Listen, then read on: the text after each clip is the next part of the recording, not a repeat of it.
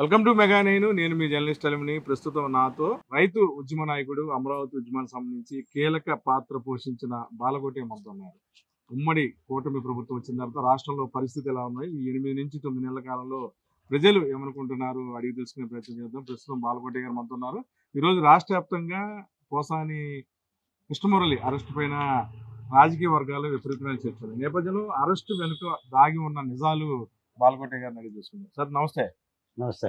Journalist గా కూడాను మీరు బాధ్యతలు నిర్వహించారు, అమరావతి రైతుగా అక్కడ ఉద్యమాలు నిర్వహించారు. మొత్తం మీద కూటమి ప్రభుత్వం ఎలా ఉంది ఈ 8 నెలల 9 నెలల కాలంలో? అది గారు నమస్తే.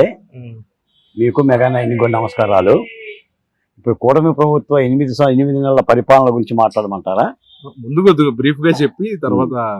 నేను గతంలో వైఎస్ఆర్ కాంగ్రెస్ పార్టీ అధికారంలో ఉన్నప్పుడు 5 ఏళ్ల జగన్మోహన్ రెడ్డి గారి పరిపాలనలో రాజధాని అమరావతి ఉద్యమం చేస్తూ చాలా డిబేట్లలో మాట చెప్పేవాడిని. తోటరాముడు సినిమాలో రామారావు ఉంటాడు, రాజుగారు పిలుస్తాడు, ఇలా తోటరాముడు మా ఓన్ని కొట్టావంట కదరా మా సిపాయిని అని అడుగుతాడు. అప్పుడు తోటరాముడు చెప్తాడు, రాజుగారు నిజం చెప్పంటారా అబద్ధం చెప్పంటారా అని. ఈ మాటే చెప్పేవాడిని, చెప్పి అమరావతి గురించి మాట్లాడేవాడిని. ఇప్పుడు నీకు నిజం చెప్పంటావా అబద్ధం చెప్పంటారా చెప్పండి. 8 నెలల కూటమి ప్రభుత్వ పరిపాలనలో మేము పెట్టుకున్న ఆశలో గంపడం, మేము పెట్టుకున్న ఆశలో మానడం, తీరుతున్న ఆశలో గిద్దెడం. అంటే లేనిది ఉన్నట్టు, ఉన్నది లేనట్టు ఉద్యమకారుడు ఎప్పుడు చెప్పడు. బాలకోట అసలు చెప్పడు, ఉద్యమకారుడు అసలు చెప్పడు. ఎందుకంటే నా care of address Amaravati. Who is Balakotaiah అంటే నా సర్నేమే మారిపోయింది పూతుల.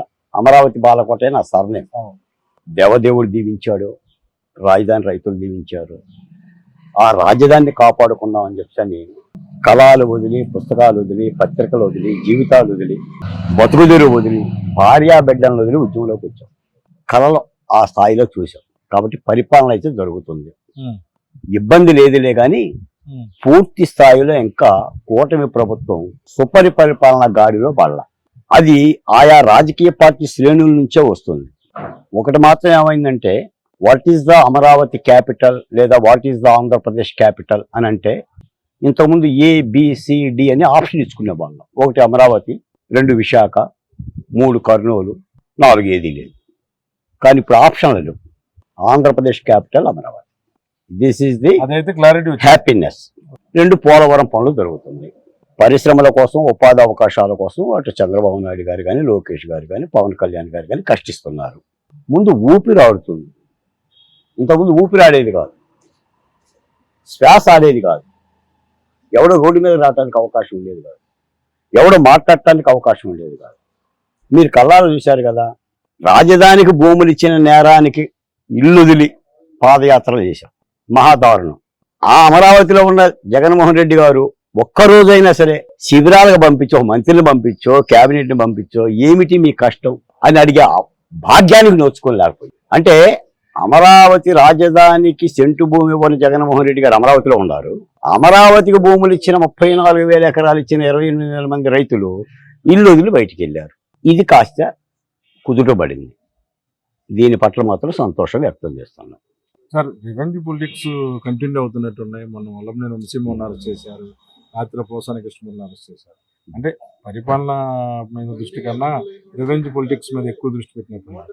నేను అలీం గారు Posani Krishnamurali alias mental Krishna arrest చేయటంలో ఏమైనా తప్పు ఉందా అని అనుకుంటున్నారు ఎవరన్నా? ఎందుకంటే నేను ఒక మాట చెప్తా. పోసాని కృష్ణమురళి గత 5 సంవత్సరాలు జగన్మోహన్ రెడ్డి గారిని చూసి వెర్రవీగిన మాటలో ఇదిగోండి,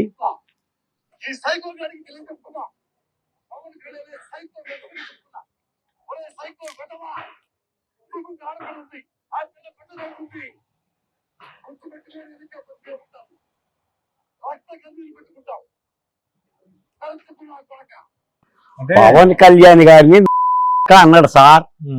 అంటే పట్టాభి గారు కూడా ముఖ్యమంత్రి వేరే విధంగా సంబోధించారు, అది కూడా చర్చ జరిగింది. ఏం చేశారు అప్పుడు? పట్టాభి గారిని దాడి చేశారు, కేసు పెట్టారు, జైలు పంపించారు. పోసాని గారిని ఏం చేశారు? అంటే ఏ విషయం మీద ఆయన ఎందుకు మాట్లాడారు అది కూడా తెలవాలిగా. ఏ విషయం మీద మాట్లాడినా నోటితో మాట్లాడాలా, మాట్లాడాలా? నీకు 67 సంవత్సరాలు ఉండేది సార్. నువ్వు చేసిన ఒక పోసాని కృష్ణమురళే కాదు, గత 5 ఏళ్ళు జరిగిన ఒక పరాభవం, ఒక దుశ్శాసన పర్వం, అది పోసాని కృష్ణమురళైనా, వల్లభనేని వంశీనా, కొడాలి నానినా, శ్రీరెడ్డినా, అమెరికాలో పంచి ప్రభాకర, ప్రదీప, అసలు ఎవరు నాపారు అంటున్నా? అసలు నీకు ఏ రైట్స్ ఉన్నాయి అంటున్నా? అంటే ఎందుకని ఇలా విలువ లేకుండా మాట్లాడారు? ఎవరైనా సరే, అది టీడీపీ అవ్వచ్చు, వైసీపీ అవ్వచ్చు, ఉద్యమ నాయకులు అవ్వచ్చు, ఎందుకని అంత నోటితో? అంటే ఇప్పుడు కొత్తగా తెలుస్తుంది ఏంటంటే వీళ్ళందరూ ఆల్జిమర్స్ వ్యాధికర్సులు అంటారు. వీళ్ళకి ఒక వ్యాధి ఉంది, మతిమరుపు వ్యాధి. ఇప్పుడు కూడా విచారణలో వల్లభనేని వంశీని అడుగుతుంటే సత్యవర్ధన్ ఎందుకు కిడ్నాప్ చేశావు? సత్యవర్ధన్ అంటే సత్యవర్ధన్ ఎవరో నాకు తెలియదు అంటున్నాడు. నా ఇంటికి వచ్చాడు అది తెలియదు అంటున్నాడు. మీకు అరెస్ట్ అయిన మొత్తం అటు ఇసుక కుంభకోణంలో అరెస్ట్ అయిన ఆయన కానీ, లేదా మొన్న సోషల్ మీడియాలో అరెస్ట్ అయిన వాళ్ళు కానీ ఏం చెప్తున్నారు? మాకేమీ తెలియదు. ఇప్పుడు నందిగాం సురేష్ ఏం చెప్పాడండి? నాకేం తెలియదు, గుర్తుపట్టలేను, నేను గుర్తుపట్టలేను. జైపాల్ గారు ఏం చెప్పాడు రఘురామకృష్ణరాజు గారి కేసులో? నాకేం తెలియదు. ఇదే పరిస్థితి కదా, ఆల్జిమర్స్ లా మాట్లాడుతున్నారు కదా. అంటే ప్రభుత్వ అధినేత అండదూసుకొని చేసిన పెట్టిరేగి నా విధానం. పైపెచ్చు నిన్న కూడా ఆయనేం పెద్ద ఇబ్బందికరమైనది ఏం చేయరా. ఓబులాపురంలో కేసు పెట్టారు, తెచ్చారు, అరెస్ట్ చేశారు, రేపు పొద్దున్న కోర్టులు పెడతారు. ఇవేం ఉరిచిచ్చలు పడే కేసులేం కాదు, ఈయనకేం 3rd డిగ్రీ ఇచ్చే కేసులేం కాదు. హ్యాపీగా బెయిల్ పోతారు, వస్తారు. అక్కడ దాకా ఎందుకు? ఇప్పుడు ఎంతమంది బెయిల్ మీద లేరు? ఇప్పుడు దేవినేని అవినాష్ గారు ఉన్నారు, ఆయన ఏం అరెస్ట్ చేయలేదు కదా. పిన్నెల్లి రామకృష్ణారెడ్డి గారు కూడా బయటే ఉన్నాడు కదా. అంతకంటే మహాదారుణంగా వైఎస్ వివేకానంద రెడ్డి కేసులో నిందితుడిగా ఉన్న వైఎస్ అవినాష్ రెడ్డి ఎక్కడ ఉన్నాడు? బయటే ఉన్నాడు కదా. అంటే నేనేంటంటే వీళ్ళు తప్పు చేసిన మాట యథార్థం కాబట్టి వీళ్ళకి సానుభూతి కూడా రావటం లేదు. ఇప్పటికీ కూడా ఇంకా వీళ్ళు ప్రతిపక్ష పార్టీ హోదా లేదా ప్రతిపక్ష పార్టీ పాత్ర పోషించకుండా ఇంకా మేము వస్తాం, జగన్ 1 చూశారు అంటే 2 చూస్తారు, 10 తర్వాత మళ్ళా వైసీపీ అధికారంలో వస్తే తర్వాత పరిణామాలు ఎలా ఉంటాయి? ఎలా వస్తారు? నా చేత కాకపోతే నువ్వు వస్తావు. ఎలా వస్తారు? ఎలా ఉంటుంది రాష్ట్రం? నా పరిపాలన చేత కాకపోతే నువ్వు వస్తావు. కాబట్టే కూటమి ప్రభుత్వాన్ని చెబుతున్నాం, ప్రజల కోరికలకు అనుగుణంగా సుపరిపాలన అందించండి, మరోమారు ఇతరులకు ఛాన్స్ రాదు అంటున్నాం.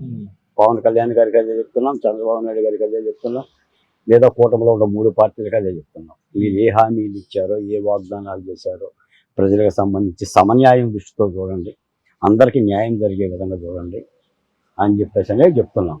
కాబట్టి జగన్మోహన్ రెడ్డి గారు మళ్ళీ రావటం అని అంటే పరిపాలన బాగోపోతే అవకాశం, కాబట్టి ఆయనకు ఒక ఆశ ఉంటుంది. ఏంటంటే కింద పడ్డా మీద పడ్డా అని అంటాడు.